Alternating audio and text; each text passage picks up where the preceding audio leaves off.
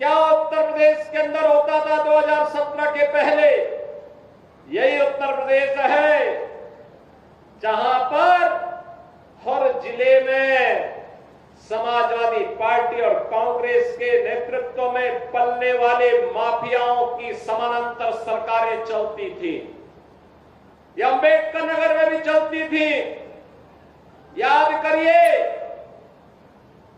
हिंदू जागरण मंच के अध्यक्ष, टाडा जनपद के ही निवासी, हमारे एक प्रमुख कार्यकर्ता की हत्या यहां होती है और कोई सुनवाई नहीं होती, कोई सुनवाई नहीं हो रही थी। तब भी मुझे आंदोलन करने के लिए अंबेडकर नगर जनपद में आना पड़ा था।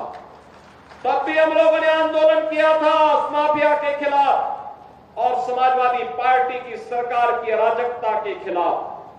कौन ऐसा जिला था, चाहे वह अंबेडकर नगर जिला रहा हो, अयोध्या रहा हो, मऊ, आजमगढ़, गाजीपुर, प्रयागराज, प्रतापगढ़, सुल्तानपुर, कोई जिला ऐसा नहीं था जहां पर कोई न कोई बड़ा माफिया समानांतर सरकार चला करके आम जनता की आवाज को दबाता था, गरीबों की आवाज को दबाता था, पिछड़ों की आवाज को दबाता था और दलित वंचित योजनाओं से भी वंचित रहते थे।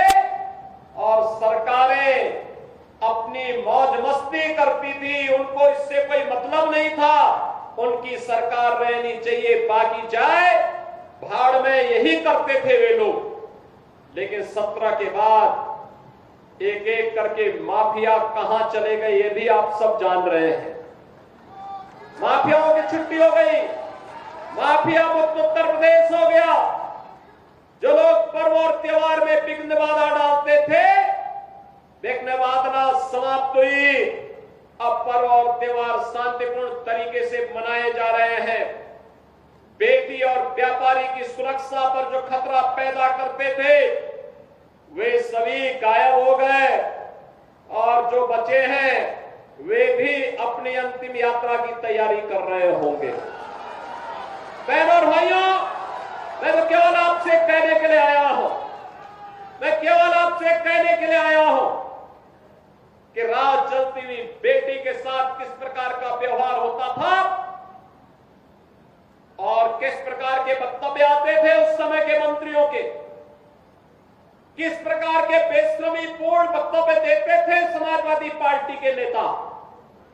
बहनों और भाइयों, ये किसी से छुपा हुआ नहीं है और इसीलिए मैं आज आपसे कहने के लिए आया हूं, एक बेटी तो सबकी बेटी होती है। उस बेटी का सम्मान और उसकी रक्षा पूरे समाज का दायित्व बनता है। लेकिन ये समाजवादी पार्टी इसका महत्व कहां समझ पाएगी। यहां तो गुंडों की भरपूर फौज खड़ी थी, उनको लेकर के लोग चलते थे, उनको अपना शागिर्द मानते थे। जो जितना बड़ा गुंडा और माफिया होता था, समाजवादी पार्टी में उतना बड़ा ओहदा उसको दे दिया जाता था और समाजवादी पार्टी के लोग इसी में गौरव से बोलते थे कि देखिए ये गुंडा हमारा इस जिले को संभालेगा। उनको नहीं पता था कि जनता अगड़ाई लेगी, एक गुंडे और माफिया एक एक करके यमलोक की यात्रा के लिए प्रस्थान कर जाएंगे और जनता जनार्दन के साथ अन्याय का हिसाब चुकता होगा। याद करिए, 17 के पहले पुलिस पहले भागती थी, पीछे पीछे गुंडे दौड़ाते थे। आज 17 के बाद उल्टा हो गया है। अब गुंडा और माफिया भाग रहा है, पुलिस उसको दौड़ा रही है और अगर उसने कहीं कोई दुस्साहस किया तो फिर वहीं पे राम नाम सत्य है, यह भी तय हो जाता है। बहनों और भाइयों, सरकार चलाने के लिए जज्बा चाहिए, सरकार चलाने के लिए दिल भी चाहिए और दिमाग भी चाहिए।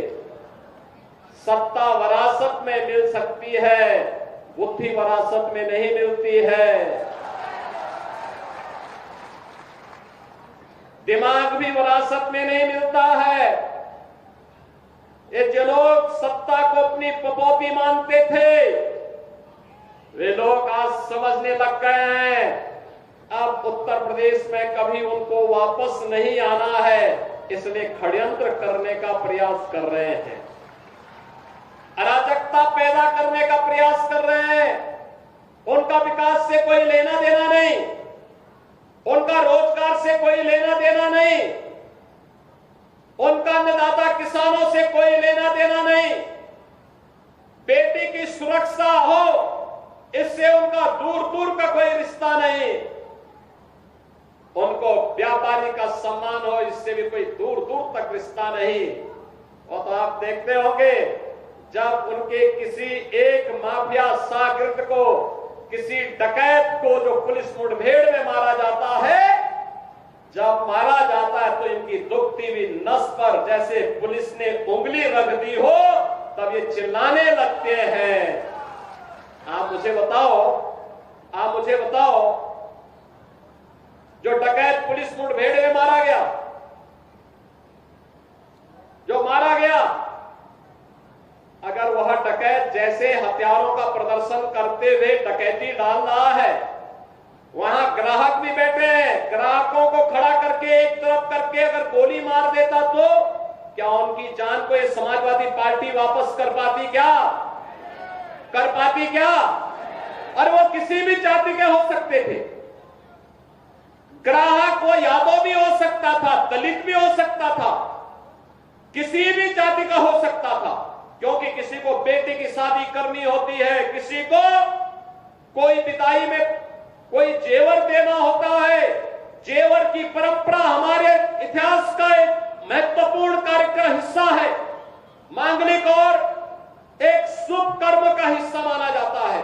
और अगर जेवर खरीदने के लिए किसी शराब और किसी सुनार के घर में व्यवसायिक प्रतिष्ठान में कोई ग्राहक गया है और उस ग्राहक के साथ लूट हो, उस व्यापारी के साथ सरेआम लूट हो, डकैती डाल करके करोड़ों रुपए की डकैती डाल दी जाए, अगर डकैत हत्या करके भाग गया और पुलिस के पास सुराग नहीं मिलती तो यही लोग बोलते देखिए साहब अराजकता है। और अगर पुलिस ने पकड़ लिया, कार्रवाई कर दी और फिर मुठभेड़ में, आपसी मुठभेड़ में डकैत मारा जा रहा है तो समाजवादी पार्टी को बुरा लग रहा है, कह रहे साहब ये नहीं होना चाहिए था। तो क्या होना चाहिए था? पूछना चाहिए, थोड़ा पूछिए इन लोगों से क्या होना चाहिए था। क्या एक निषाद बेटी के साथ जो इन्होंने अयोध्या में, क्या समाजवादी पार्टी के नेता ने, क्या ये ठीक था? क्या एक निषाद बेटी की इज्जत के साथ खिलवाड़ समाजवादी पार्टी के लोग करते हैं? हमारा मंत्री डॉक्टर संजय निषाद वहां जाकर के उस बेटी की हालत देख करके रो पड़ा था और इस कह रहा था ये है निषादों के साथ समाजवादी पार्टी का कृत्य। लेकिन ये बेशरम लोग हैं, तब भी उस अपराधी के खिलाफ कार्रवाई हो इसके लिए समाजवादी पार्टी तैयार नहीं थी। उनके लोग तब भी बचाव कर रहे थे, कह रहे थे कि नहीं ये तो निर्दोष है। अरे निर्दोष क्या है? सब कुछ तो उसका प्रमाणित हो चुका है और उसके बाद भी निर्दोष बोलते हैं उसको। कन्नौज में जो किया इनके नेताओं ने एक नाबालिग बेटी के साथ, और उसके बाद भी उसका बचाव कर रहे हैं, क्या ये सही था क्या जो कन्नौज में इनके नेता कर रहे थे? क्या ये सच सही था क्या? आज तो प्रमाणित हो चुका है कि इनके कृत्य क्या है। बहनों और भाइयों, यही समाजवादी पार्टी की वास्तविक पहचान है, क्योंकि ये लोग जब से सत्ता में आए थे लगातार यही काम करते थे, व्यापारियों को लूटते थे, बेटियों की इज्जत के साथ खिलवाड़ करते थे, गरीबों की जमीनों पर कब्जा करते थे, दबंगई के बल पर गरीबों की जमीनों को कब्जा करते थे। याद करिए जब मार्च 17 में सरकार बनी थी और सरकार बनते ही मैंने कहा था अगर किसी भूमाफिया ने किसी गरीब की, किसी व्यापारी की, किसी सरकारी जमीन पर कब्जा कर रखा है तो 24 घंटे के अंदर खाली कर ले। और मैं फिर कहूंगा कि अगर किसी माफिया ने किसी गरीब की, किसी किसान की, किसी अन्नदाता किसान की, किसी व्यापारी की जमीन पर कब्जा किया है, वे कृपया एक बार खाली कर लें। अगर खाली नहीं किया तो जो उसकी भी होगी उसको भी हम जब्त करके गरीब में बंटवाने का काम कर देंगे। मैं फिर कहूंगा, ये माफियागिरी किसी भी स्थिति में नहीं चलने दी जाएगी। कानून का राज हो, सबको सुरक्षा मिलेगी, सबको योजनाओं का लाभ मिलेगा। लेकिन अगर कोई कानून को ठेगा दिखाने का काम करेगा तो उसका काम तमाम करने का काम भी सरकार करेगी और इसके लिए किसी भी हद तक जाकर के उसके दुस्साहस का जवाब देगी। क्या ये लोग जिनके पास न दिल है न दिमाग है, क्या ये लोग कर पाएंगे? क्या ये समाजवादी पार्टी के लोग कर पाएंगे क्या? अरे उनको अवसर मिलेगा, फिर डकैती शुरू हो जाएगी, लूटपाट शुरू हो जाएगी, पर्व और त्योहारों में विघ्न बाधा फिर से शुरू हो जाएगी। ये तो पेशेवर दंगाई है, देखते नहीं।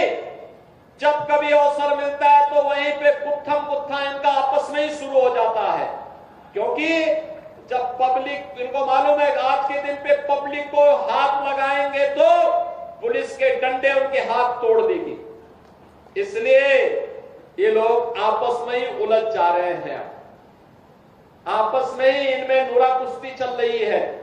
लेकिन बहनों और भाइयों, इनके बहकावे में आने की आवश्यकता नहीं।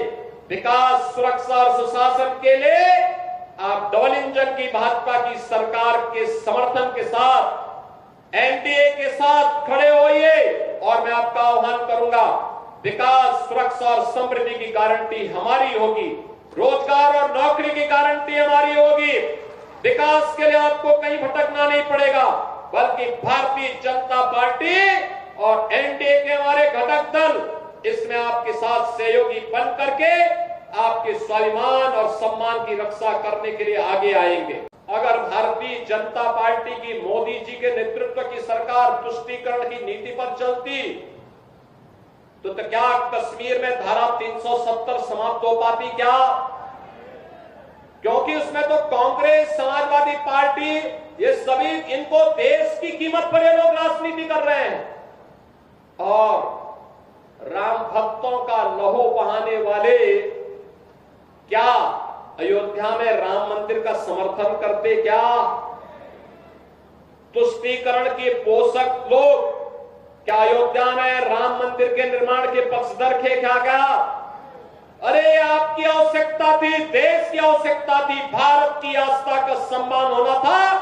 अयोध्या में राम मंदिर के निर्माण का संकल्प जो था, उस संकल्प को पूरा करने का काम भी किया गया और इसलिए मोदी जी ने उस समय एक ही मंत्र दिया था देशवासियों को, और वह था सबका साथ, सबका विकास। विकास सबका। अब जो सड़क यहाँ की बनेगी, ये लगभग 40 के आसपास सड़कें या बाईपास जो यहाँ का बनेगा, आप मुझे बताओ, क्या इस पे केवल भाजपा के ही लोग जाएंगे क्या? केवल हिंदू ही जाएगा क्या? अरे सभी लोग जाएंगे। जो श्रापित पथिक होगा हर व्यक्ति जाएगा। तो विकास तो यही है, विकास सबके लिए।